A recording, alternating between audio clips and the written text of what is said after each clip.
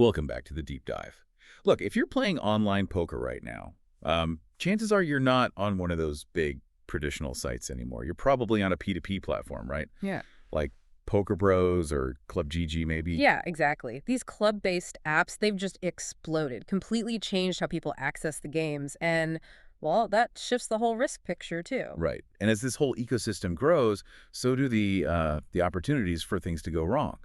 So today, we're really cutting through the noise. We want to give you a kind of blueprint for safe poker club access. This isn't just, generic be safe online advice.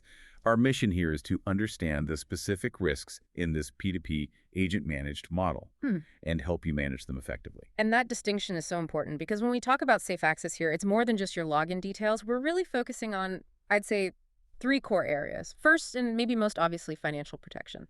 I mean, in this setup, your bankroll is often held by someone else, an intermediary. So safe access is about minimizing the risk that, well, that money just disappears. Fraud, insolvency, things like that. Okay, so your actual cash isn't necessarily with the app developer. Often not, no. Which brings us to the second point, personal safety. This means shielding your sensitive personal data, maybe the limited banking info you do share, making sure it doesn't get stolen. Targeted theft is a real concern. Got it. Financial, personal. What's the third? And third, it's about ensuring fair play. Good platforms, reputable clubs, they work hard to maintain game integrity. So securing your access properly means you're plugging into environments where things like collusion or ghosting are actually being monitored and hopefully prevented. Okay, that makes sense. So let's unpack that first layer you mentioned because it feels pretty unique to this whole setup. Yeah. The trusted agent. These folks aren't just like affiliates getting you a bonus code, are they? They're actual financial go-betweens. Yeah, that's exactly right. They are intermediaries in a very real sense. Since these apps are mostly P2P, peer-to-peer, they don't hold player funds centrally like, the big traditional poker rooms used to. So the agent handles the money moving back and forth, deposits, withdrawals. They're basically the escrow for your bankroll. Wow, okay, so that centralization of financial trust. Vetting that agent becomes like step number 1, maybe the most important step. It really is the absolute crux of the issue. The agent often holds the key to your money. So how do you actually verify that trust? Our sources give a pretty clear checklist, and it goes way beyond just a friend saying, this guy's okay. First thing, you need to look really hard at reputation and longevity. You're not looking for some brand new account on a forum somewhere. You need proof. Community feedback, reviews. Stuff that spans months, ideally years. Our players are, players known in the community actually vouching for this agent's payment history. You got to ask, have they been around long enough? Have they handled big cash out smoothly? Okay, but hold on. How do I know that reputation is even real? Couldn't a shady agent just, I don't know, fake a bunch of positive reviews on forums? That seems like a huge risk if we're talking about my entire bankroll potentially. That's a fair question, and it leads right into the second point, transparency and process. Yeah, a trusted agent should be open about their fees, sure, but it's more than that. They need to be clear about their processes. How do they handle disputes? Is there a documented procedure? And critically, can they show verifiable proof they're linked to a known union or some larger established structure? Ah, okay, so it's not just them operating in isolation. Exactly. If they're pushing crazy high bonuses all the time or insisting on really simple, undocumented payment methods, those are definite red flags. Makes sense. What else? And the third piece is dedicated support availability. Real support. Think about it. If you have an issue with a withdrawal or a game glitches out at 3 a.m., you need help then, not tomorrow. They need established, responsive ways to contact them, not just, a single Telegram account that might disappear.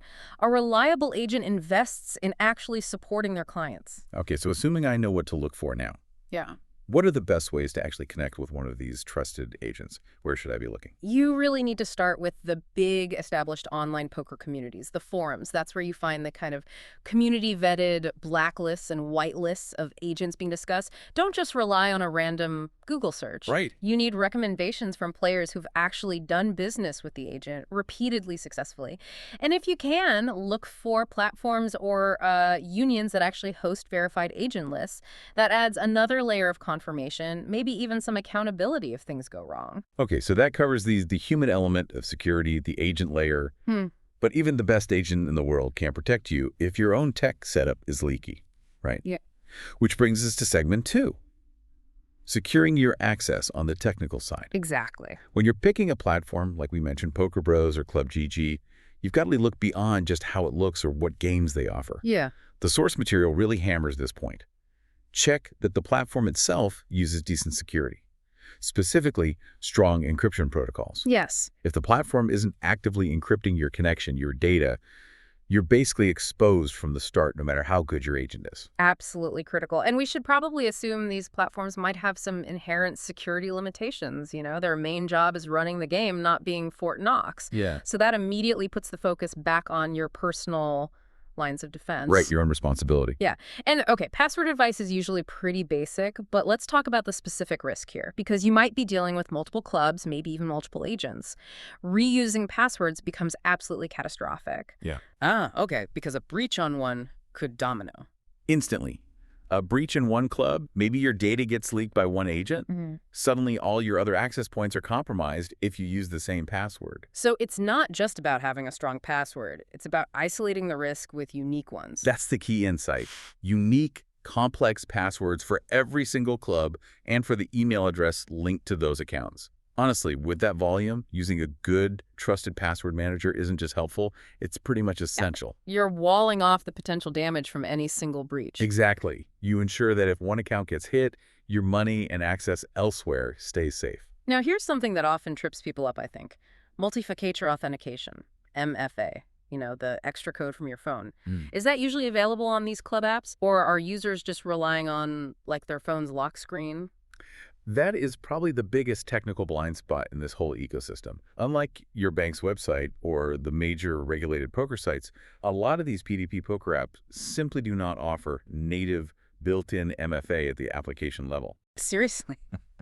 Wow. Okay, so that puts the burden entirely back on the user. It really does. It falls onto your device security and maybe your agent's procedures.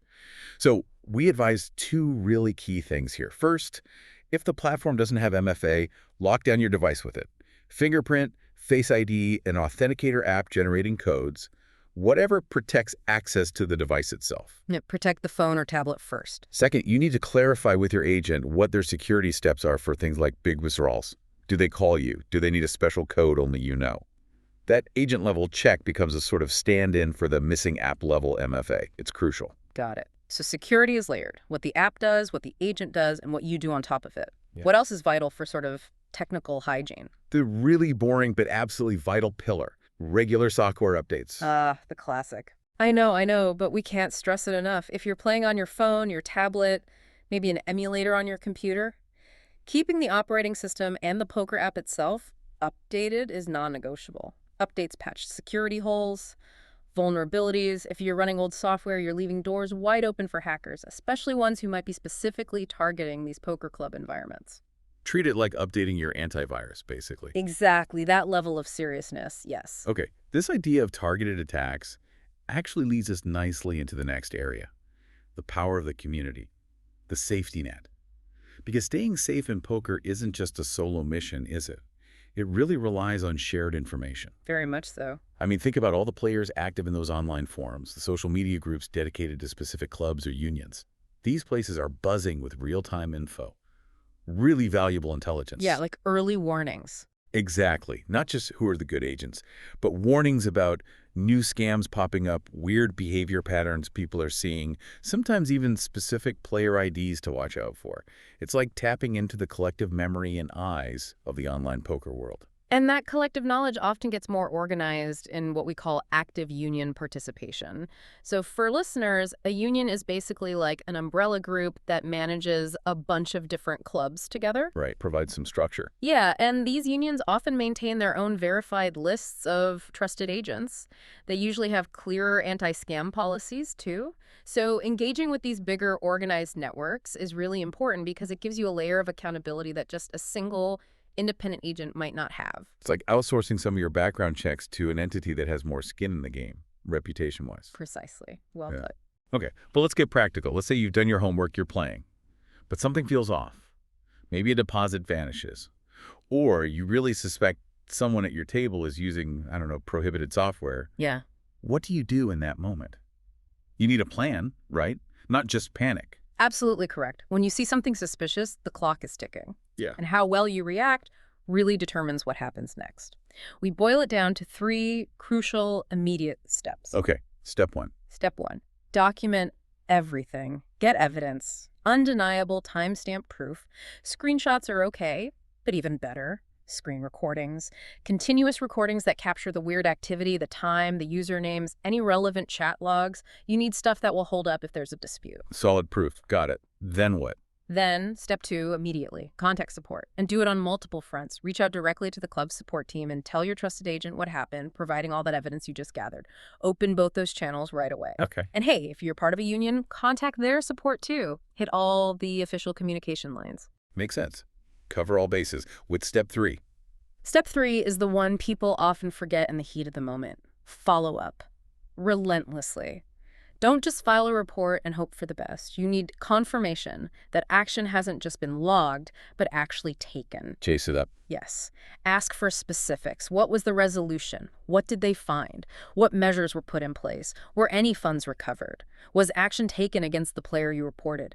This follow-up isn't just about your specific issue. It confirms whether their security process actually works, and it ensures your problem doesn't just get swept under the rug. Okay, that's a really clear action plan. Document, report, follow up. So wrapping things up from this deep dive, what does this all mean for you, the listener, playing today? Let's quickly recap the main principles we've covered. Sounds good. First, safe access is absolutely critical for having a good, hopefully profitable experience in this P2P club world. It's foundational.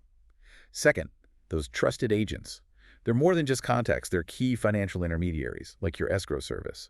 Vetting them is paramount. Third, you absolutely have to use smart security methods yourself. That means unique passwords for everything seriously, use a password manager, and critically, lock down your device with MFA, especially since the apps themselves often don't offer it. Crucial point, that one. And finally, don't underestimate the community.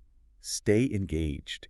Use those forums and union resources for real-time intel and support. Yeah, definitely. And if we connect all those dots, you see that securing access in this environment, it's not a one-time fix. It's a dynamic, layered process. It's about protecting your money, yes, but also your personal info, and ultimately the fairness of the game you enjoy. So it requires ongoing attention. It really does. Safety starts with being aware, but it really thrives on vigilance, constant vigilance.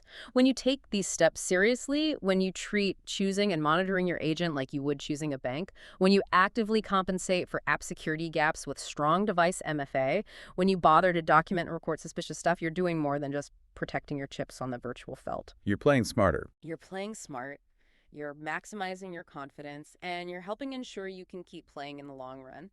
Maybe ask yourself this. If your account got wiped out today, if your agent disappeared, is the documentation you currently have good enough to even start trying to recover it? Thinking about that is the kind of awareness you need to carry forward.